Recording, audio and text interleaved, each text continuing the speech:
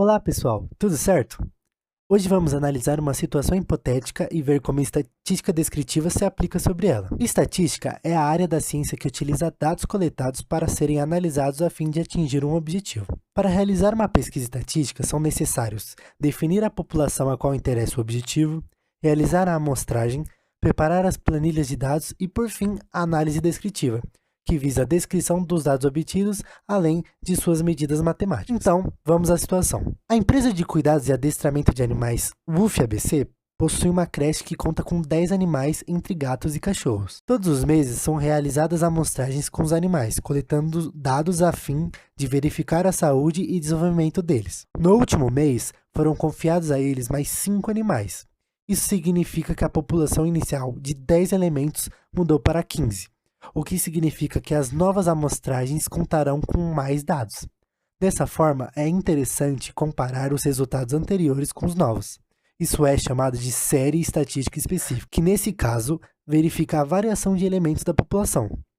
Então, vamos verificar os últimos dados coletados, os dados do mês passado. E aqui temos uma tabela onde podemos ver o nome, raça, sexo, idade, peso, altura, alimento e horas de sono de cada um dos animais do mês passado, dos 10 elementos. E dados podem ser organizados em tabelas ou em gráficos.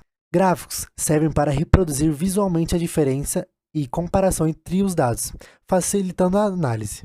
Então, vamos ver alguns exemplos. Bom, vindo aqui, por exemplo, do gráfico de barras, primeiro vou começar explicando o que são os gráficos de barras, né?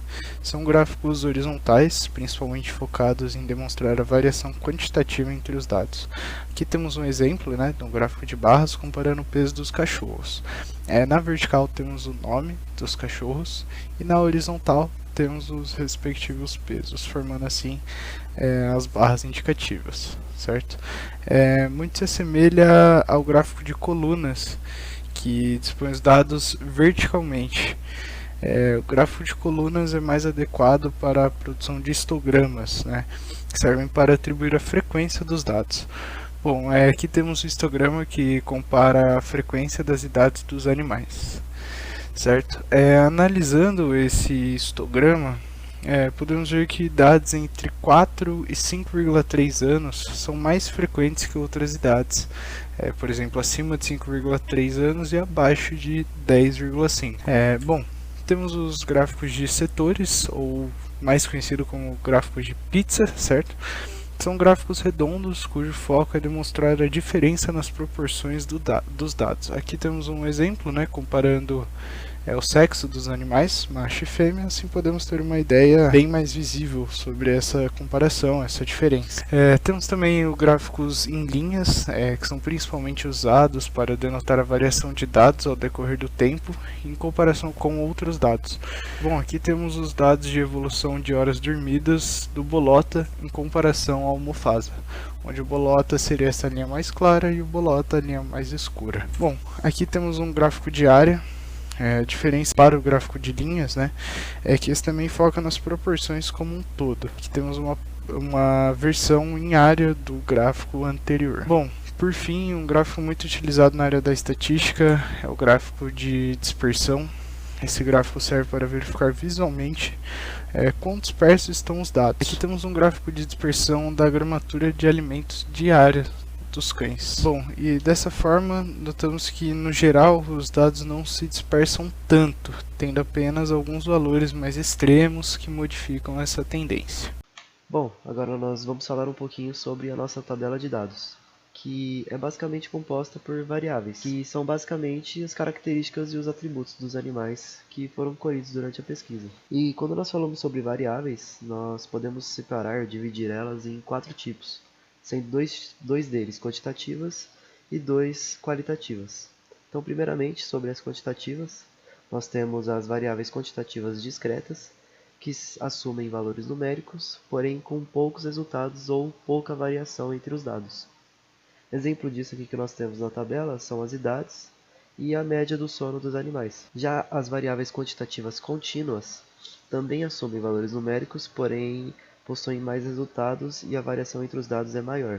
Exemplo na tabela: peso, altura e a gramatura das refeições diárias dos animais. Já agora falando das variáveis qualitativas, nós temos as ordinais e as nominais. Primeiramente, sobre as ordinais, elas assumem valores de atributos ou qualidades e seguem uma ordem natural de colocação, por isso o nome. Exemplo disso são os animais, que seguem uma ordem natural, que no caso seria a ordem alfabética. Já sobre as variáveis qualitativas nominais, elas também assumem atributos ou qualidades, mas não necessariamente seguem uma ordem. Por exemplo, a raça e o sexo dos animais. Com esses dados, é possível analisar as medidas estatísticas de posição e dispersão. As medidas de posição servem para resumir os dados com menos números. Vejamos as seguintes formas. A moda, por exemplo, é o elemento que mais vezes aparece em um determinado grupo. Por exemplo, na categoria sexo da tabela, é visto que macho aparece mais vezes do que fêmea, logo, seria a moda. Existe também a média aritmética. Essa é dada pela soma dos valores dividida pela quantidade de elementos. Vale destacar que a categoria horas de sono do dia já é uma média das horas contadas diariamente para cada animal. Agora, realizando a média geral de horas dormidas por todos os animais, temos como resultado o número 13,733. Outra forma de medida de posição é a mediana. A mediana é o valor central de uma sequência ordenada de valores. Por exemplo, temos 15 elementos na categoria idade. Para calcular a mediana, seria necessário organizar as idades em ordem crescente e encontrar o termo do meio. A posição central de uma série de n elementos é o elemento na posição n mais 1 dividido por 2. Nesse caso, seria o elemento na oitava posição, 6 anos. Ao falar de mediana, pode-se também falar do percentil. O percentil de ordem k divide a sequência em 100 partes e permite encontrar o késimo termo da sequência. Um termo mais utilizado é o quartil, que divide a sequência em 4 partes. Dessa forma, o primeiro quartil envolve todos os valores presentes no primeiro quarto da sequência.